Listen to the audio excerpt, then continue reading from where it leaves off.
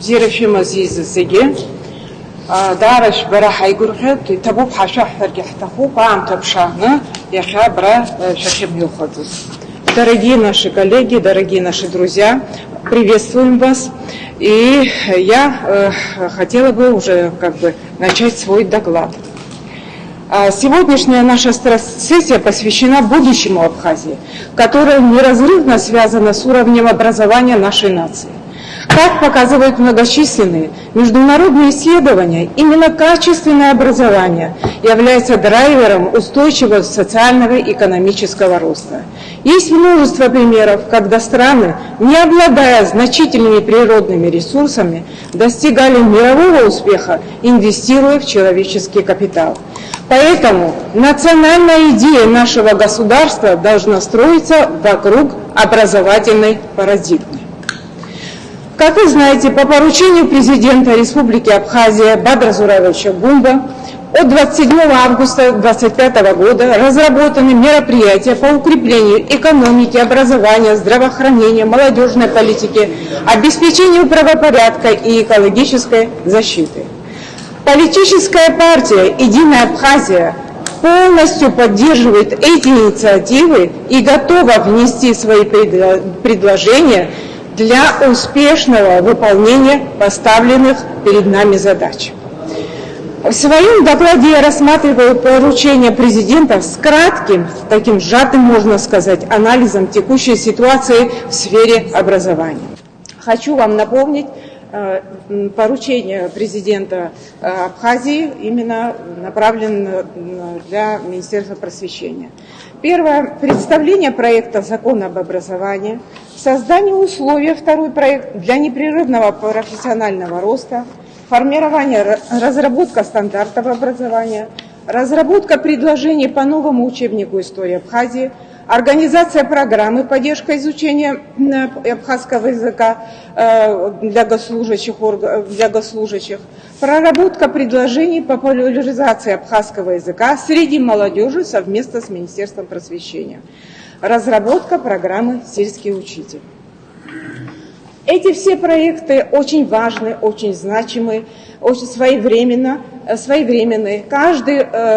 Каждая тема – это отдельная страцессия, это тема для отдельной страцессии. Я бы все-таки хотела бы остановить свое внимание на нескольких вот этих поручениях, которые, на наш взгляд, на мой взгляд, более важны и сложны в реализации. Начну со второго проекта, это профессиональный рост преподавателей. Вторая важнейшая инициатива касается организации профессионального роста учителей и постоянного совершенствования их квалификации. Современный педагог сталкивается с новыми условиями информационного века, связанными с развитием цифровых технологий и знаний. Мы живем в информационную эпоху, которая породила экономику знаний и высоких технологий. Сегодня проблема в том, что детей готовят к будущему старыми методами. Как говорил русский художник, философ, писатель Рерих, мир меняют не политики, мир меняют учителя. Именно педагоги формируют будущее поколение. И тогда возникает вопрос, как подготовить такого учителя, который мог бы успешно решать не только стоящие, но и постоянно обновляющиеся проблемы. Для того, чтобы воспитать высококвалифицированных профессионалов, сами преподаватели должны обладать современными профессиональными качествами и регулярно повышать свою квалификацию. Создание условий для систематического повышения уровня профподготовки педагогических кадров республики – это наша первостепенная задача. Современному преподавателю недостаточно лишь хорошо знать свой предмет. Он должен постоянно совершенствоваться и обучаться новым образовательным технологиям. Поэтому необходимо создавать центры, я подчеркиваю, центры для повышения квалификации и переподготовки учителей, адаптируя их знания и навыки к современным условиям. Это требует стремительных изменений в образовании. Ведь современный учитель должен идти в ногу со временем, осваивать различные технологии в обучении и развивать свои компетенции. Любая образовательная реформа, какими она благими намерениями не будет наполнена, она неизбежно потерпит неудачу, если учителя к ней не готовы. Еще Ушинский говорил, любая реформа должна проходить через головы учителей. Следующее поручение, это тоже очень важное, это один из ключевых пунктов, это программа содействия изучения абхазского языка госслужащими. Безусловно, необходимость обучения сотрудников госструктур государственному языку очевидна. Однако предыдущие попытки организовать подобные курсы показали низкую эффективность вследствие ряда факторов. Отсутствие единого стандарта измерения знаний по языку и, как следствие, отсутствие учебных пособий, дифференцированных по уровням, недостаточной мотивации обучающихся и использование педагогами устаревших методик преподавания. Проблема здесь гораздо глубже. Я немножко хочу осветить эту проблему. В настоящее время в республике разрабатываются и реализуются два типа образовательных программ и учебников. Для обучения детей абхазскому языку как родному, здесь абхазские школы с абхазским языком обучения, и как государственному, то есть все неабхазские школы с русским языком обучения с 1 класса. Если разработка учебников для родного языка имеет давние традиции в образовании, то создание учебных материалов для невладеющих государственным языком – задача, возникшая в последние десятилетия. Обучение учащихся абхазскому языку ко второму языку – это новые компетенции, это совершенно другая методология. Система образования оказалась не в состоянии справиться с организацией эффективного многоязыкового образования. Один из примеров – это ситуация перехода гальских школ с грузинского языка обучения на русский язык. Обеспечить школьников этого района учебниками по абхазскому языку оказалось непросто. Кроме того, многие педагоги оказались не готовыми применять современные методы обучения. Абхазский язык утрачивает свои позиции именно в городских условиях. Здесь он оказывается, по сути, на положении миноритарного языка, языка меньшинства, выполняющего гораздо меньше социальных функций, чем язык мажоритарный, доминирующий язык. Большинство информации в течение дня поступает на доминирующем языке. Это интернет, медиа, учеба, работа, простое общение, визуальная информация в городе, культурные мероприятия и многое другое. Уроки абхазского языка, будь то 2 часа в неделю или 6, положения не спасают. Даже существенное улучшение преподавания не приведет к тому, что дети в Абхазии массово заговорят на абхазском языке. Это лишь минимальный уровень, который осваивает около 20% учеников. Вопрос в том, что преподавание абхазского языка как отдельного предмета положение кардинально не изменит.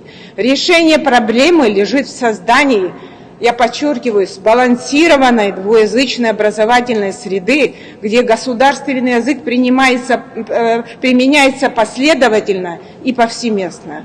В первую очередь, для улучшения ситуации в области языковой подготовки необходимо начать активную работу с самого раннего возраста, начиная с дошкольных учреждений и начальной школы. Также следует вводить предметы гуманитарного цикла на абхазском языке, формировать новую стратегию обучения, направленную на активное вовлечение молодежи в изучение государственного языка. Следует пересмотреть методику преподавания, обновить содержание учебных материалов и внедрить инновационные интерактивные технологии, чтобы сделать свое освоение абхазского языка привлекательным и эффективным. Сегодня важно задействовать технологии искусственного интеллекта для продвижения и развития абхазского языка. Принятый закон о государственном языке в 2007 году, как вы знаете, не привел к каким-либо положительным результатам. Как показывает практика, это произошло из-за отсутствия координации, системности между структурами, занимающимися вопросами развития языка, а также, что очень важно, научно-исследовательского подхода. Не были, естественно, получены ожидаемые результаты.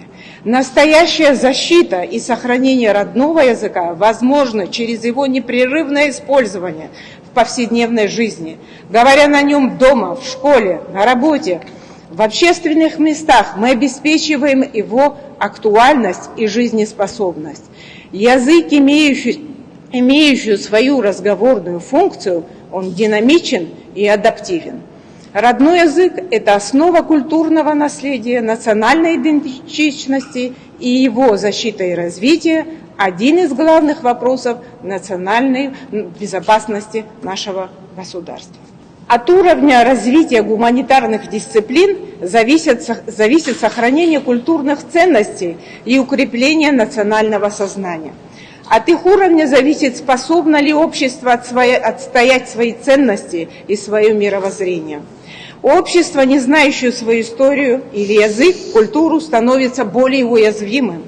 Для создания государственной идеологии всегда необходимо опираться на знания истории, философии, обществознания, экономики. В связи с этим необходимо разрабатывать учебные пособия по истории Абхазии, краеведению, обществознания, которые будут способствовать формированию национального самосознания молодого поколения. Раз я здесь уже начала говорить о гуманитарном направлении, хотелось бы все-таки еще подсветить немного этот факт. Также необходимо отметить риски цифровой эпохи, где доминирование технических специальностей может привести к дефициту гуманитарных знаний.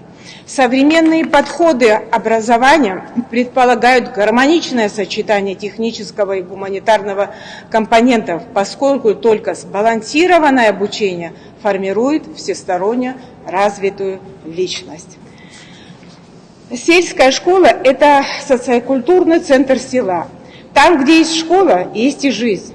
Полноценное функционирование сельских школ во многом определяется демографическими, экономическими и политическими условиями жизни. Без доступности качественного образования жители будут стремиться переезжать в городские районы, что еще сильнее усугубит депопуляцию и деградацию сельских территорий. Важно осознавать ценность каждой сельской школы, место, где формируется личность ребенка, воспитывается любовь к своей земле и уважительное отношение к культуре предков. Сохраняя сельские школы, мы сохраняем будущее наших деревень и самих себя. В системе школьного образования 153 государственные школы. Из них, вот я хочу обратить внимание на слайд, пожалуйста, вот из них 112 сельских школ. 41 городские школы. При этом количество учащихся в городских школах, посмотрите, 17 тысяч, а в сельской 17 579, а в сельской более 10 тысяч. То есть вы видите, какая большая разница. За партами сидят не более 5-10 человек, что делает их с точки зрения финансирования, конечно, нерентабельными. Но без школы село и деревня умрет. Не грозит ли это потерей национальной самобытности? Что будет с теми населенными пунктами, где исчезнет школа? Сельские малокомплектные школы требуют особого внимания и нестандартного подхода к решению проблем. Основные проблемы хочу перечислить. Это демографическая ситуация в селах, устойчивая тенденция к снижению численности учащихся в сельской школе вследствие демографического кризиса. Отток населения из сельской местности в города ведет к уменьшению, естественно, числа школьников. Малокомплектность школ. Один плюс в этой ситуации, когда малочисленные классы, это здесь создаются условия для индивидуального подхода. Но, к сожалению, несмотря на это, качество обучения в сельских школах ниже, чем в городских. Многопредметность в работе учителя или многофункциональность. Учителя вынуждены ввести сразу несколько предметов, что увеличивает нагрузку и требует высокого уровня профессионализма. Как вы знаете, он и биолог, он и физкультурник, он и охранник, он и все остальное. Недостаточная материальная база. Многие сельские школы испытывают недостаток в оборудовании.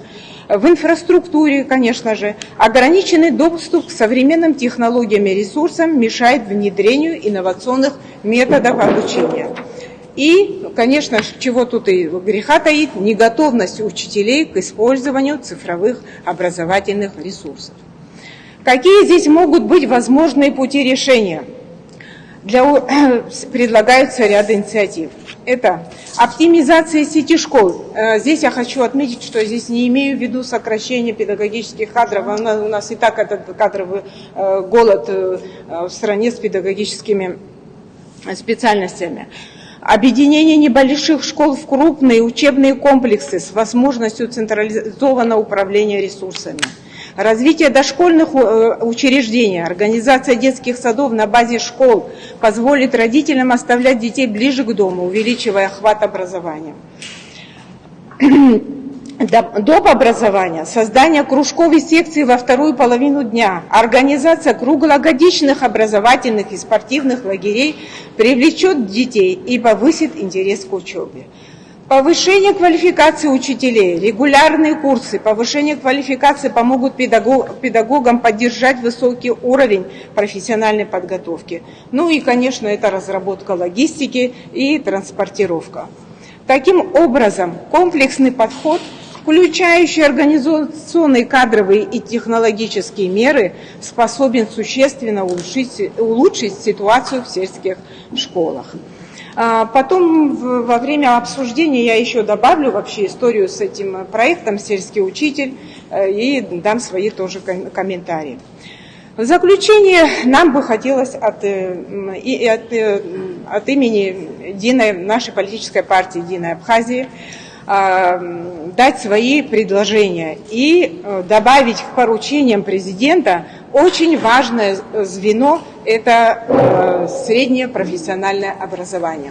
Не секрет, что в нашем обществе сложился культ высшего образования, но нашему молодому государству, которое находится на стадии становления, крайне нужны рабочие высокой квалификации. То есть нам не только нужны умные головы, нам нужны умные руки. Или мы будем вынуждены поощрять миграцию за рубежа. Недавняя забастовка наших таксистов показала, что это первый наш звоночек. Развитие Абхазии невозможно без инновационной экономики, которая требует квалифицированных рабочих кадров. Очень важно помнить, что никакой вуз не может заменить профильное учреждение, нацеленное на практическую подготовку специалистов. Вы знаете, в начале 20 века была очень низкая была престижность обучения в колледжах и в техникумах. Я не буду занимать ваше внимание по каким причинам, но сегодня СПО переживает процессы модернизации. Среднее профессиональное образование становится в постсоветских странах все более популярным среди молодежи. Современное позиционирование среднего профессионального образования – это возможность получения быстрых навыков и за счет этого более ранний вход в профессиональную деятельность. При этом стабильную, востребованную и зачастую хорошо оплачиваемую. Поэтому часто отдаются предпочтение обучению в техникумах и колледжах. Учебные заведения внедряют современную технику, автоматизируют рабочие процессы и налаживают, очень важно, сотрудничество с профильными предприятиями. Это сотрудничество подчеркивает значимость СПО для экономики, для общества. Для справки, в Российской Федерации выпускники школ, 60% выпускников школ выбирают колледжи и техникумы на сегодняшний день. Однако для полноценного развития СПО в нашей республике необходимо решить ряд проблем. Среди них отсутствие промышленных предприятий, обеспечивающих выпускников колледжей рабочими местами, прогнозирование кадровых потребностей, системы государственного заказа на подготовку кадров, отсутствие материально-технической базы, отсутствие нормативно-правовой базы. Результаты же наличия вышеназванных проблем – это сокращение количества студентов, а сегодняшний дефицит студентов в будущем станет дефицитом производственных кадров в республике. Сегодня необходимо повысить в нашей республике престиж СПО, предоставляя больше информации об этих учебных заведениях, о их преимуществах в развитии карьеры. Проблемы СПО должны решаться не только путем даже предоставления современного оборудования учебных материалов, что будет самым простым и быстрым способом, а необходимо принять государственную концепцию развития СПО. Второе предложение на наш взгляд, необходимо разработать образовательную стратегию на 10 лет, 25-35, на 25-35 года, в рамках государственной социально-экономической программы Республики Абхазия. Разработка образовательной стратегии является ключевым элементом долгосрочного планирования государства, направленного на обеспечение устойчивого социально-экономического роста республики. Государственная образовательная политика должна ориентироваться на формирование квалифицированных кадров, востребованных рынком труда и способствующих развитию экономики республики. Здесь возникает ключевой вопрос. Мы хотим готовить большое количество госслужащих, корпоративных сотрудников или стремимся вырастить поколение предпринимателей или лидеров? От этого ответа зависит, какое будет образование. Ориентированным на навыки исполнителей довольно-таки могут быть и образованные, или же на формирование людей, способных создавать бизнесы, управлять проектами и двигать экономику Абхазии вперед. Коллеги, перед нами стоят масштабные, но выполнимые задачи.